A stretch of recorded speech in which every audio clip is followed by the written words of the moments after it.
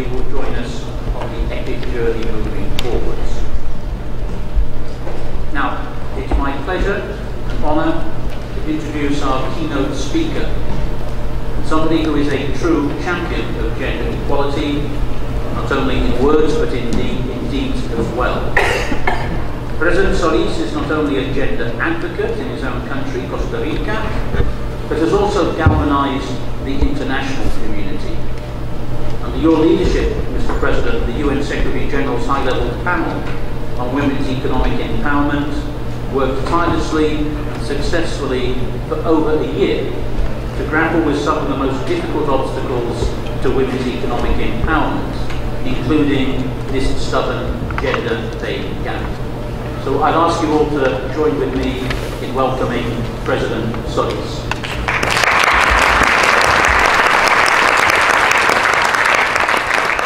Thank you very much, Mr. Director General.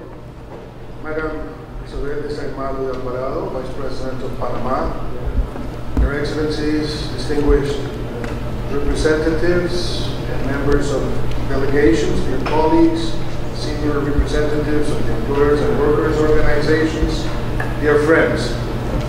I am deeply honored to attend the call of the International Labour Organization, UN Women, and the Organization for Economic Cooperation and Development on the occasion of launching the Equal Pay International Coalition, aiming to assess the specific and concrete actions the gender pay gap in the world of work. This is, I believe, a strategic contribution both for women's autonomy and for sustainable growth, underlying a renewed understanding of well-being and inclusiveness in all our societies.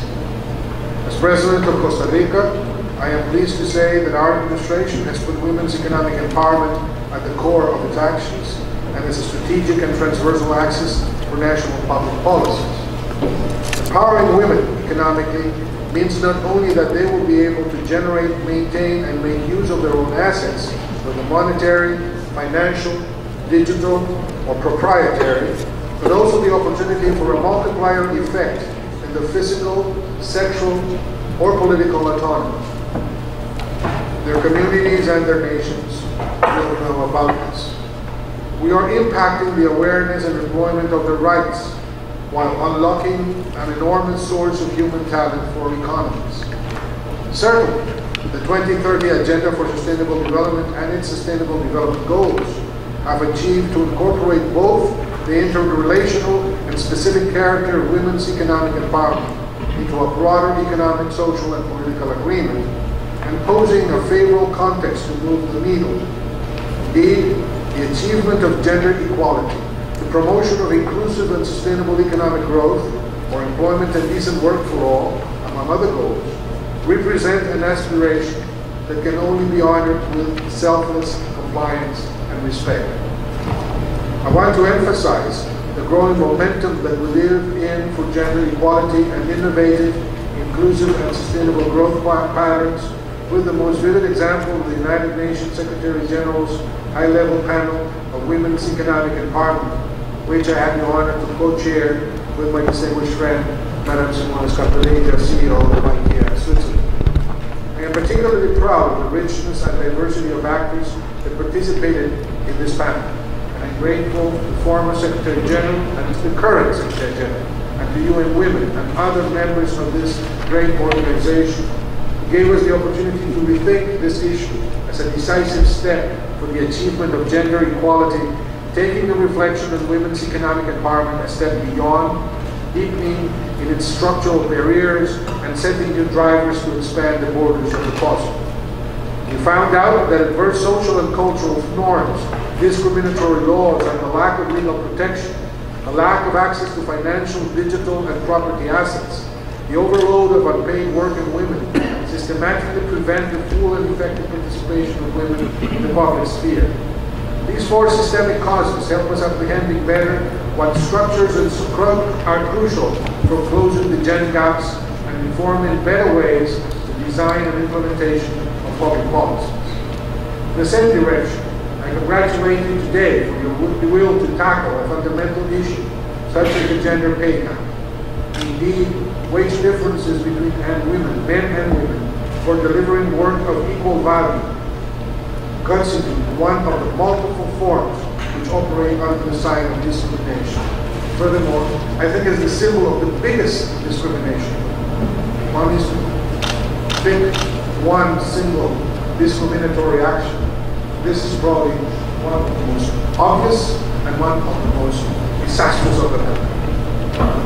Despite women's labor participation increase and their better academic results both in secondary and undergraduate levels, men earn more than women do in every level of education, every type of job, and any size of company, regardless of the country's development stage. This is accompanied by the overrepresentation of women in sectors of low productivity and remuneration. The glass ceiling that prevents them to reach top decision-making positions. The structure of wage systems that penalizes them during maternity periods, or the overload of unpaid work and care that forces them to accept more frequently part-time jobs. These conditions affect women's income throughout their lives, jeopardizing their right to a decent retirement, to live in a life without poverty, without fear, and blocking the full recognition of their rights. Costa Rica, for instance, although we have reached gender pay parity in the public sector, we need to improve alliances and joint efforts with companies and other sectors where women currently earn approximately 57% less than men do. Precisely, one of the most important lessons from the panel that I can deliver to you is that each actor can and should take concrete steps through the multiplication of alliances, the creation of synergies among governments, agencies, businesses, civil society, and leaders in order to tackle these issues. It is not only a matter of the right thing to do, as we always said in the panel, but it is the smart thing to do. For instance, according to McKinsey's Institute studies, a fully inclusive scenario would expand the global GDP by 26% annually if we decide to act consistently. Hence, the need to collect, produce robust and reliable data to enhance the design and implementation of public policies. Many are the paths towards gender equality and equal pay, from the ratification of international instruments such as the ILO Equal Remuneration Convention, the transparency of salary systems, the creation of labels, quality certificates, incentives, collective bargaining to labor inspections. I do believe wind is blowing the right way for guaranteeing innovative growth patterns with a women's message. I greet and invite you to pursue in this new space the work of the high-level panel on women's economic empowerment. Keep challenging preconceptions, misconceptions, and acknowledging that inclusion is not only a matter of human rights, but a basis of economic recovery and democratization of our political systems. I wish you the greatest success in this engagement that will allow our efforts to endure and constitute the instrument of real change. I thank you very much.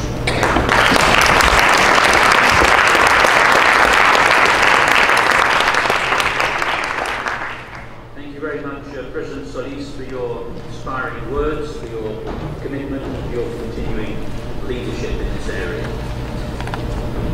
Ladies and gentlemen, I'd now like to move on to our first panel and to invite Anya Shivrin, who is going to come to the podium.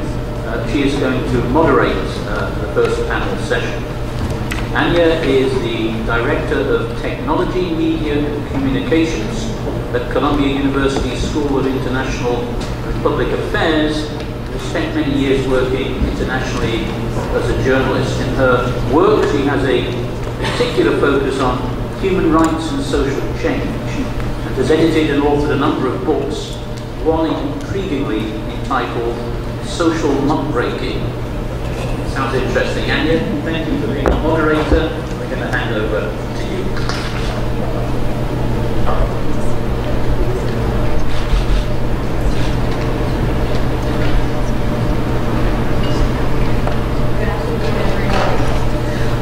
The Equal Pay International Coalition, EPIC, is a multi-stakeholder initiative with the aim of making equal pay for work of equal value a reality and closing the gender pay gap. This is part of advancing the UN Sustainable Development Goals, in particular Goal 8 on decent work, with a specific target calling for equal pay for work of equal value by 2030, and Goal 5 on gender inequality and women's empowerment. Governments have a central role in setting the laws and policies to support equal pay, as well as modeling good practices in the public sector. We're very honored to have a panel that can speak to some of the innovative work being done or foreseen at the national level in the area of equal pay. These are the people that can and will lead the changes that are needed. I'd like to ask any panelist who wants to answer the first question, which is, it's clear that closing the gender pay gap has up until now been an elusive goal, and in many countries, this change is happening at a glacial rate. Can you tell us a bit about what steps are being taken in your country to make equal pay for women or men for work of equal value a reality? And maybe the panelists are coming up in a minute to get up here before we start drilling.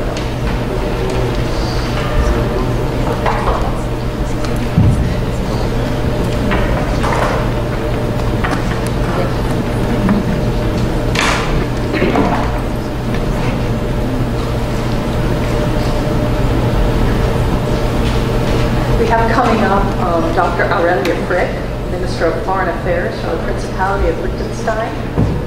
Isabel Salmalo from Panama, good to see you again. This is Franz Timmermans, First Vice President.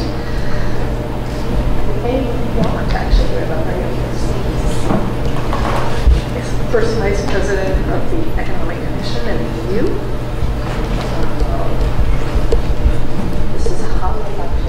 Here with us. Great, thank you. Meher Afroz Chumli from Bangladesh. Are you with us? Coming right up here.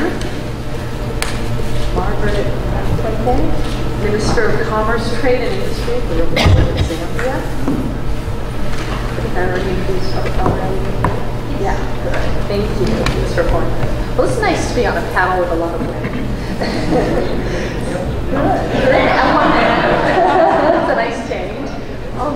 So I don't know who wants to take the first question, which is really updating us a little bit on the steps that are being taken in your country to make the situation for equal pay, for work of equal value. I don't know who wants to go first.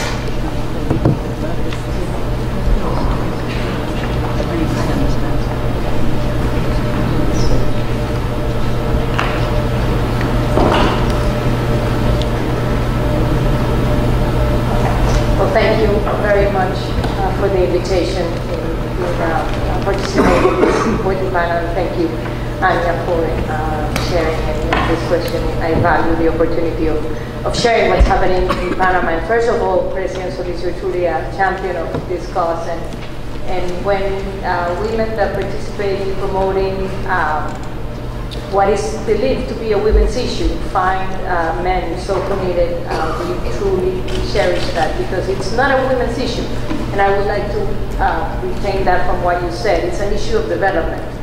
If we do not ensure that women have the fair participation and equal pay for equal work at the end, we will wrest development to our countries, and we will wrest the possibility of growth to companies. It is not the right thing to do. It is a smart thing to do, as President Solis said. What are we doing in Panama? And Panama is a country where participation of women in general in the workforce has been very strong for a very long time. We have more women graduating from universities in Panama than we do men, and this has been the case for many, many years. And women are an important participant of the workforce. However, first of all, there is definitely a gap in terms of salary. Second of all, once you get to the executive level positions, then you see there decreased participation of women. At the government level, at the private sector level, at the civil society level, in every way. And I think we are taking from ourselves the opportunity of having women participate in decisions on things that are good for business, taking diminishing women's participation on government's decision, and thus we are not making decisions taking into consideration 100% of the population. And this is what I think we need to have very clear. We are promoting in Panama a seal in terms of the private sector. We are calling it an equality seal, which will intend to certify private companies that have a gender balance, ensuring equal pay, ensuring participation in the workforce, and we are developing with the Ministry of Labor the very clear criteria in order to determine if you get that seal or if you don't. We also passed 4 months ago at the National Assembly with the support of the executive branch a legislation that requires a minimum participation of 30% of women at the boards of state government institutions and of regulated institutions, meaning banks, insurance companies. We really have faith in this change, the equal pay for work, because if you have women as part of the decision-making process, we believe we're going to be pushing definitely the correct participation and the sharing. And thank you, Director Ryder, for being such a strong supporter of this, and the ILO being such a strong supporter of this. We definitely need some more. We definitely need all of the support that we can get from international organizations, from the private sector in order to make this a reality. And I just want to emphasize before closing this question that the longer we take, the more time it's going to take us to achieve true development. If we do not incorporate 100% of the population in the decision-making processes, we're just not going to get there as fast as we should. Thank you.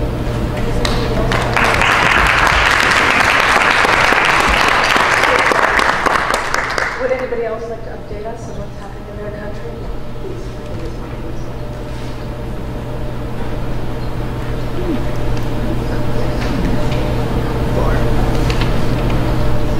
Thank you, moderator. And let me start by also saying how grateful I am to be here and to thank the conveners of this particular meeting, which is addressing a very pertinent and important aspect of unfair labor practices. I'd like to share what Zambia is doing, but start by my personal experience in 1 minute what I've been through. I'm probably one of the first women to be an MD of a bank in Zambia, and that was Barclays in Zambia. I moved on to Ghana. I was the first woman to be that. And then I started asking myself, why is it so? Am I that clever? It's not that. And they start patronizing you that you are very clever. It's not that. It's the deliberate efforts that are required by governments and by the private sector to ensure that, hey, you don't look so clever. We need the numbers, especially in the private sector.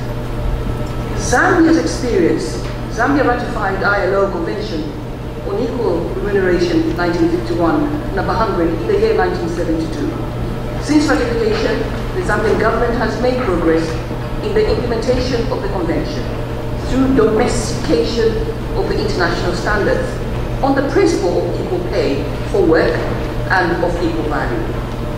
The starting point for Zambia is the Zambian constitution, which we changed in the year 2016, which provides for equality before the law and equal protection and benefit of law. The constitution also provides that men and women have the right to equal treatment, including the right to equal opportunity. It prohibits discrimination on any grounds, including birth, race, sex, origin, color, age, disability, religion, conscience, belief, culture, language, pregnancy, health, marital, ethnic, tribal, social, or economic status. I say it prohibits. Now the implementation of that is more what is the challenge for us in Zambia. The Zambian government has also enacted other pieces of legislation that inhibit wage discrimination, such as the Gender Equity and Equality Act number 22 of 2015. The past 2 years have been very, very active in terms of ensuring that we have the law reform that is required. Under this Gender and Equality Act of 2015, one of the main objectives of this act is to provide for the elimination of all forms of discrimination against women. Under the same legislation, Section 31 provides that a woman has, on an equal basis with a man, the same rights to access employment opportunities and work in all sectors of the economy. I'm saying all sectors of the economy, and I'll tell you why I'm saying that, why I'm stressing that. In particular, the same rights to inter alia, equal remuneration, benefit, treatment in respect of work of equal value, as well as equality of treatment in the evaluation of work. In addition, the provisions of the Gender, Equity and Equality Act, the government has commenced the process of reviewing the national labour laws with a view to codifying them and enhancing the protection of the rights of workers, including the application of equality in wages between women and men. Madam Moderator, due to the progressive interventions that the government is putting in place and the clear provisions of our laws, it is evident that from the statistics with regards to labour participation rates, that the difference between males and females in Zambia is negligible. According to the labour participation rate for persons aged 15 years or older, by rural and urban location and sex, whilst that of female participation is 77%. In rural areas, the male participation rate is lower at 78.4%, compared to the female participation rate of 81.9%. In urban areas, the male participation rate was higher at 75.5%, compared to female participation rate at 73.9%. What is clear from these statistics is that even though the participation rates are almost the same, women, especially in rural areas, which form the majority of the Zambian population, close to 70%, are mostly involved in subsistence work, which is generally very low paying than other forms of work. The government, just in conclusion, is very, very proactively ensuring that at cabinet level, when a board is being suggested by any member of cabinet, if it doesn't have 50% of women, you are thrown out. It's as simple as that. President Lungu is very clear about that. Furthermore, any government funds that are set aside for citizens' economic empowerment, 40% of those funds are set aside for women, 40% for youth, and we leave a paltry 20% for the men. Mr. Moderator, I thank you.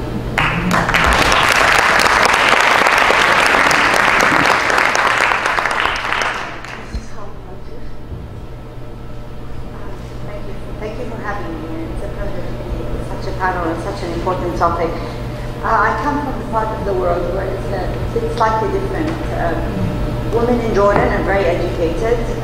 We have very good parity in higher education, very health. We do, though, have a big challenge in economic and political participation. And I believe one of the reasons that we have challenges in economic participation, which leads to political participation in some ways, is that there is a gender parity. There is a difference between the pay between equality between men and women. And that pay is much harder, much bigger in the private sector. It's 40% in the private sector, 27% in the public sector due to allowances and privileges that some men have. The government has worked very hard, and one of the successful things we've done, and that was with the strong support from ILO, is we formed a national committee for pay equity. And what's unique about that, it was chaired by the Secretary General of the Ministry of Labor, together with the Jordan National Commission women. It had union, labor representatives, private sector, NGOs. So it's the participation. So I would say the first thing is having institutional structures, having wide participation from everybody. Of course, we signed the ILO Anti-Government Convention, which sets the ground for the political level. Now, what I would find that is unique is that you have to make it, sometimes when women, and I do agree with Her Excellency, if you make it only a women's issue, especially when resources are very scarce and national priorities are very strong, like security in Jordan, there's real issues, real development issues. Somehow, for the national population, if you just make it a women's issue, it will not fly, it will not get the budget. It has to become a national issue, and the voices of those who have been discriminated against have to be heard. So it becomes an issue of social justice that everybody has to deal around. And that was one of the successful things we've done. We have a very good experience, I can mention later, working with Teacher and Harry's work. And I would believe that you have to be creative. We cannot rely on things that have been traditionally done. We did review the legislation. It was done by the National Committee who did that, which gave it much more strength at the Parliament and working with that. We've already revised the Social Security law because it's very well applied to women. So it's not only the labour law. There's a draft of the labour law with the heading at the Parliament, but still challenging because sometimes the issue of labour has to make sure it's very inclusive. So I'm not saying the challenges are all gone, but you have to work systematically against them. You have to be creative, think outside the box. And what I would say is, what we found that rights, and especially, cannot be divided. You cannot look at pay equity without looking at the rights of people with disability. You cannot look at pay equity. So I would definitely look, not that's making it less important for women, because it is a basic right. If you do the same job, you get the same pay. There's no argument about that. But sometimes it is hidden in other forms of allowances, making the man be the breadwinner for the family, so he gets allowances. So it's very important we be creative and we include everybody. And I think that's all when we make it a national priority. When you have many national priorities competing for funding, that it becomes one of those. Thank you.